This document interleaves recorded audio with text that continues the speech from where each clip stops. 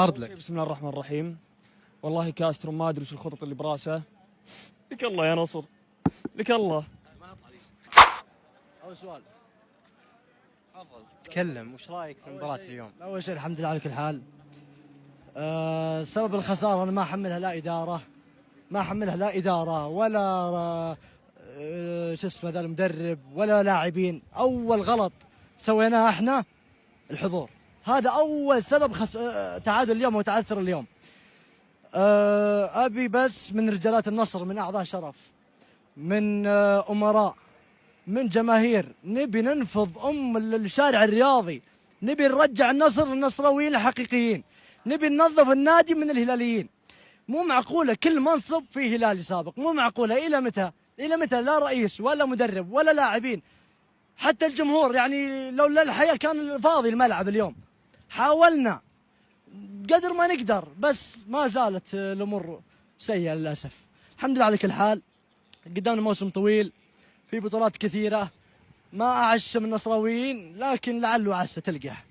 والله انا اشوف كاسترو ما له اي علاقه، يعني مهما كان مستحيل انت اكثر من 10 مباريات من نهايه الموسم الاخير، استحاله ان هذا يكون شغل كله شغل مدرب. لكن اذا انت اول مباراه في الدوري على ارضك قدام الرايد ما قدمت المستوى هذه، فاعتقد ان الدوري من الان اعتقد انه مو للنصر. وش رايك في التحكيم اليوم اللقطه اللي صارت في نهايه المباراه؟ بلنتي مي بلنتي؟ سولف عن المستوى من بدايه المباراه، يعني النصر كان يقدر ينهيها من الشوط الاول. فهمت؟ فالموضوع التحكيم اتوقع ان النصر بالغ في موضوع التحكيم، في كل مباراه يبالغ فيه. فالتحكيم مو ينقص النصر المستوى، ينقص النصر للاسف. كل شيء يملك النصر بس الاداره اللي فوق للاسف، لان اللي يشوف الشغل في لاعبين، في مدرب، في خطه، لكن في شيء خلف الملعب النصراوي ما حد يعلم فيه. النصر يتعادل مع نادي الرايد للأسف، وهذا اسمه تعثر مو تعادل. تعثر نادي النصر أمام الرايد في أول جولة. نعم يا جماعة الخير، هذه الموسم الرابع أو الخامس نادي النصر ما ينتصر أول جولتين في الدوري، واليوم تعثر، يعني يعتبر هذا الرقم مستمر مع نادي النصر. عشان تدري أن الفريق ضايع، شوف منه نجم المباراة، شوف من نجم المباراة ساديو ماني هو نجم المباراة يا جماعة الخير.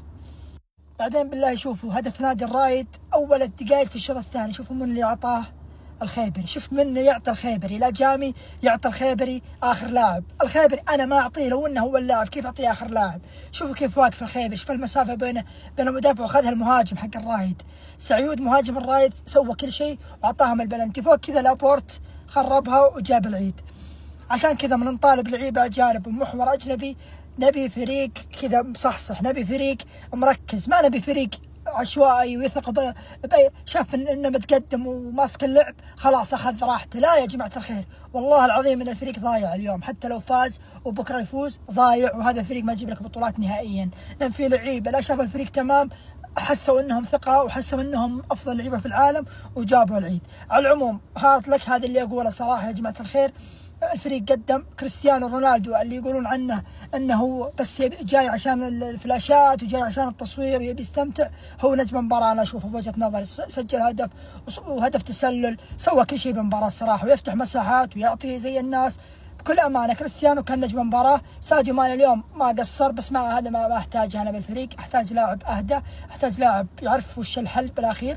بصراحه فريق اليوم ضايع بشكل كامل. يعني بالله هذه بداية الدوري، ايش بالك زعلان انت؟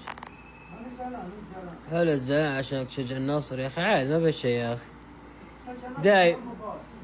طيب عادي يا اخي، بداية خير ان شاء الله يا اخي، قل ان شاء الله بداية خير وخلاص لا تصيح ان شاء الله. طيب يوم ان علي البليهي يده كانت متقدمه على رونالدو قلتم اليد هذه ما تحسب، يعني رونالدو متسلل ويد البليهي ما قصرت تتسلل. ايش معنى اليوم يد رونالدو هي اللي بتسلل؟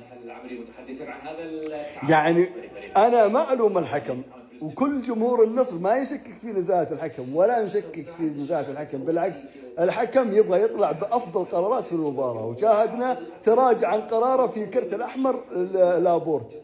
لكن الفار يعني جاب لقطة ساديو ماني لما العرضية في يد المدافع، الحكم كان قراره صحيح انها يده ورا وثابته ما في مشكله، لكن الفار ليش ما جاب لقطة المدافع الرايد لما دعس على رونالدو في 18؟ طيب الفار ليش الآن يعني التباين في هذه الحالة؟ يعني ونفس اللاعب رونالدو مع البليهي قالوا رونالدو يده في التسلل، وهنا مدافع الرايد قالوا يد رونالدو لا برضو هي في التسلل. يعني أنتم عندكم مشكلة مع يد رونالدو، يعني تقول رونالدو، يعني إيش رأيكم نقصقص الحل الوحيد مع الفار نقص أيادي رونالدو ويلعب، بس هذا الحل عشان يقتنع الفار انه رونالدو يلعب بدون اليدين. يعني ما يصير. احنا نبغى يا اخي، نبغى شيء، يعني مو مباراة كذا ومباراة كذا. هارد لك النصر، هارد لك النصر. الف مبروك للرايد، كفو بداية دوري ونقطة من فم الاسد. تستاهل والله تستاهل يا الرايد. انت اليوم عميد، انت اليوم برتبة عميد. أول مباراة وبداية دوري، تبشر بخير. ألف مبروك. سمعت ولا ما سمعت عن إلغاء هدف صحيح لنادي النصر وعدم احتساب ضربتين جزاء صحيحة للنصر أمام الرائد؟ إذا أنك ما سمعت اسمع. البعض قاعد يقول إنه أوفر اللي قاعد يصير، والموضوع واضح وضوح الشمس وأمام الجميع. نحر النصر اليوم أمام الرائد. البعض الآخر يقول مباراة بظروفها بأخطائها التحكيمية، فما الذي حدث؟ أشياء كثيرة وتكلمنا قبل بفيديوهات وما زلنا بالكلام. نشوف أول حالة اللي هي التسلل على كريستيانو رونالدو. كثيرين أجزموا وقالوا ليس تسلل إطلاقا، وتقدرون تركزون وتشوفون موضوع القدم. إذا الحكم شاف الكتف وما انتبه للقدم فهذه مشكلته، ليس هناك تسلل على كريستيانو رونالدو. والغريب في الموضوع أن الهدف حسب، بعدين طلعوا بريك، الحكم وقف المباراة لمدة 3 دقائق تقريبا، وبعد ما ردوا رجع للفار وألغى الهدف. لماذا تم إلغاء الهدف من وجهة نظرك عزيزي المشاهد؟ هدف صحيح أم هدف غير صحيح؟ بالنسبة لحالتين ركلة الجزاء، الحالة الأولى لو قلنا أنها مو بلنتي، لو افترضنا جدلا أنها ليست بلنتي مع أن الدهس أو داس بشكل واضح ومتعمد وصريح على رجل كريستيانو رونالدو في منطقة الجزاء، هذه لم تحتسب كركلة جزاء، وكثير من النصراوية يطالبون بهالشيء. لكن لو قلنا انه ما عليه مو بلنتي، فما العذر لهذه الحالة اللي امامكم على الشاشة مشاهدينا الكرام؟ لا، اليد ملتصقة بالجسم وفي منطقة الجزاء ونعادت كذا مرة وامام الحكم وفي ظل وجود الفار. هل هي بلنتي ام غير بلنتي؟ كريستيانو ليه النصر؟ ليه اخترت الفريق ده؟ افشل فريق ممكن تشوفه في حياتك اقسم بالله. كريستيانو بيلعب مع 10 خشبات، كريستيانو بيسجل الاول الرايد بيتعادل، كريستيانو بيسجل الثاني ولكن بيتلغي على ايد كريستيانو تسلل. الايد في كرة القدم بقت تسلل يا جدعان، اقسم بالله. ايه اللي بيحصل ده؟ ايه الفريق ده؟ النهارده جماهير نادي النصر ما حضرتش، الجماهير النهارده ما بتحضرش بسبب تخاذل اللعيبه، وبرضه التخاذل مستمر، وكريستيانو يعاني في النادي ده. اتكلم يعني المنظر ده ينفع؟ والماتش في الدوري بسم الله الرحمن الرحيم كده النصر بيتعادل مع الرائد 1-1، قدام الهلال 4-1، قدام الرائد 1-1. مش فاهم ندي الدوري للهلال من الاول ونريح دماغنا يعني؟ ما انتوا نجوم العالم في الفرقه بتتعادلوا ليه؟ ايه يا عم كريستيانو موسم صفر تاني ولا ايه؟ العمر بقى فيه كام موسم صفر؟ لا هو اكيد هتحصل معجزه كونيه ما اعرفش ازاي والنصر هياخد الدوري. النصر يتعثر في الجولة الافتتاحية من دوري روشن السعودي أمام الرائد في ملعب الأول بارك على أرضه وبين جماهيره. كانت الجماهير تتوقع أن تكون هناك ردة فعل أقوى وأفضل من قبل الفريق، خصوصا بعد الخسارة في نهائي كأس السوبر أمام نادي الهلال، وكان يجب على الفريق أن يقدم مستوى رائع وكبير وأن يحققون الانتصار في الجولة الافتتاحية حتى تكون انطلاقة جيدة على مستوى الدوري. للأمانة النصر كان جيد في مباراة اليوم، ولكن من ناحية أخرى واجه حارس صنديد للأمانة.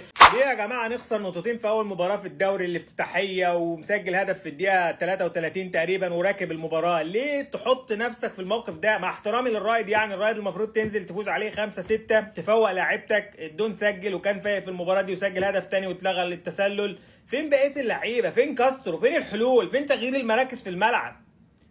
ما ينفعش تخسر نقاط سهلة، ما ينفعش. التانيين دول سفاحين ما بيهزروش، مش هيخسروا ولا نقطة. المواجهات المباشرة بينك وبينه هي اللي هتحسم الدوري، فلازم تفوز عليه. ما تديلوش فرصة انه يبعد بالنقاط من بداية الدوري. ما ينفعش. ولابورت الغبي البنت صد الكورة، والكورة بمسافة كبيرة جدا بينه وبين الكورة وبين المهاجم. لا يعني بنت صدها وقريبة منه، هيقوم خلاص يمسكها. ليه تمسكه ولا ليه تدفعه؟ مش مستاهلة. من بعد ما تألق من اليورو مفكر نفسه خلاص سيرجيو راموس بيلعب بقرف ويبص اللعيبه بقرف وبيلعب بقرف.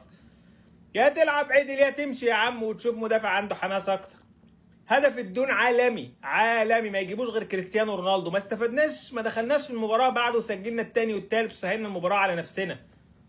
هارد لك للنصر النهارده التعادل امام الرائد ولا مزيد من خساره النقاط ارجوكم باذن الله عشان نفضل في المنافسه على الدوري. الفرق مش هترحم السنه دي، الفرق مش هترحم. يا حبيبي ملا بداية موسم مبين من أوله، خلص لهون وبس. أنا بهالنادي ما عادش قادر كمل. طول بالك يا كبير، الوضع هيتحسن إن شاء الله. أنا من لحظة ما أجيت فيه على هالنادي ما شفت الخير، وكل سيناريو بشوفه أسوأ من التاني، والتحكيم كله ضدي. طول بالك يا كبير، معك حق. أصلا الحكام كلهم مع الهلال. كنت عارف إنكم حتقولوا هيك. لك نحن شو دخلنا؟ نحن اللي عم نعين حكام؟ لك اسمع مني وخليك ساكت. هلا إذا بيحكي كلمة ما بيضل لاعب أجنبي بالدوري، لا عنا ولا حتى عندكم. راحت عن بالي. يا برتغالي يا كبير، اذا بدك صفقات نحن بنجيب لك صفقات من عيوني. لا انا صار لازم احكي. بكره حنزل فيديو على اليوتيوب وبتشوفوا شو حاعمل. يا راجل دي اوفسايد.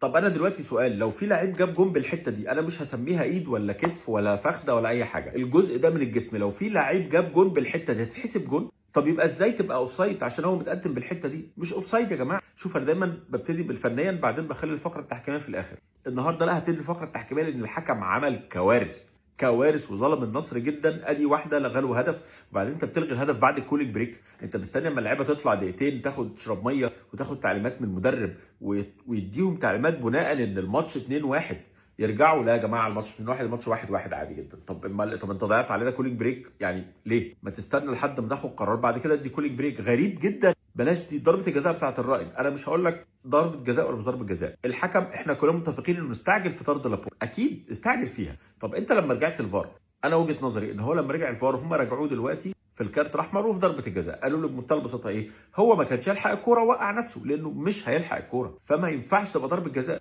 فتحس ان هو قال لك لا نسيب البلد بالنص، انا هحسبها ضربه جزاء والاحمر هينزل اصفر. يا حبيبي مفيش الكلام ده.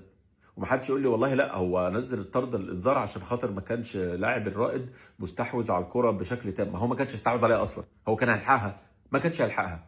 وبعدين يعني هو برده لابورت ما دخلش اصلا ولا مسكوا بايدين الاثنين نزلوا، ده الاثنين بيجروا جنب بعض. يعني هتقول لي اي لمسه مش ما فيش، الاثنين بيجروا جنب بعض. فادي حاجه ثانيه. ضربه جزاء على النصر غير صحيحه. ضربه جزاء ماني اللي في اخر الماتش خالص في الدقيقه 98. اي لعيب بيخش على المهاجم بيحط ايده ورا ظهره كده، ده ايده جنبه مش لازقه فيه حتى جنبه، بدليل ان الكره بص في الاعاده الكره خبطت نطرت ايده. يعني ايده لو مش موجوده او ورا ظهره كانت الكره هتعدي العرضيه هتكمل، هتروح فين الله اعلم، بس العرضيه كانت هتكمل. الصراحه لا تعليق عزيزي. النصر بيتعادل اولى مبارياته في الدوري مع الرائد بنتيجه 1-1 بعد تالق حارس الرائد اللي كان سوبرمان في المباراه. هل الكره الاخيره فيها ضربه جزاء؟ الايد ثابته ولكن انا شايف ان هي مكبره الجسم، دي وجهه نظري. ففيها شك ان هي ضربه جزاء، وبالذات ان الحكم اصلا ما لحقش يرجع للفار، يا دوبك رجع للفار ما كملش ثانيه يا شباب، ثانيه، وكانه واخد القرار من قبل ما يشوف الفار حتى. مش واخد ضربه الجزاء هي المشكله بالنسبه لي. انا شاكك في ان دي تسلل. الهدف الثاني لكريستيانو رونالدو في المباراه، هتكلم على كريستيانو في مقطع ثاني، ولكن اداره النصر اذا ما اتحركتش موسم النصر انتهى مبكرا يا عزيزي. يعني ايه كريستيانو رونالدو عنده 39 سنه هو الوحيد اللي عنده شغف وعايز يلعب في المباراه، راجل مخلص كل حاجه في كره القدم وداخل على السوشيال ميديا من امبارح، الوحيد في المجموعه كلها انه عايز يعمل حاجه في اول مباراه في الدوري. يعني اللعيبه مالها؟ المفروض ان اللعيبه لسه خسرانين من الهلال تكون نازله جاهزه في المباراه، لكن اللي انا شايفه تحس ان اللعيبه مش عايزه تلعب، وبالذات تاليسكا. من وجهه نظري النصر محتاج تغيير كاسترو اولا، بالاضافه لتغيير بعض المراكز، اجنحه ونص ملعب وقلوب دفاع. فريق محتاج كتير.